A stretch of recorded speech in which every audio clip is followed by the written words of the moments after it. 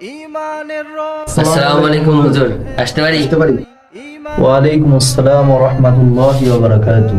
এসো বাবাজি, এসো।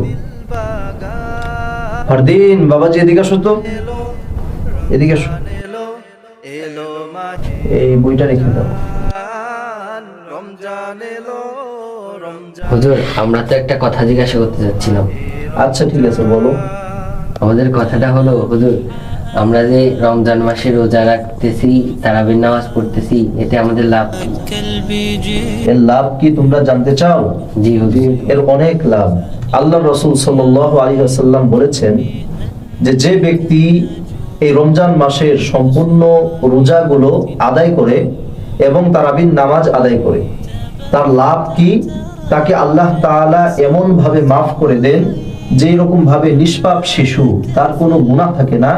যে ব্যক্তি এই রমজান মাসের রোজা রাখে এবং তারাবির নামাজ আদায় করে, ওই ব্যক্তিও ওইভাবে নিষ্পাপ হয়ে যায়, তার কোনো গুনাহই আর বাকি থাকে না। আল্লাহ তাআলা তার জীবনের সমস্ত গুনাহকেই মাফ করে দেন। সুবহানাল্লাহ।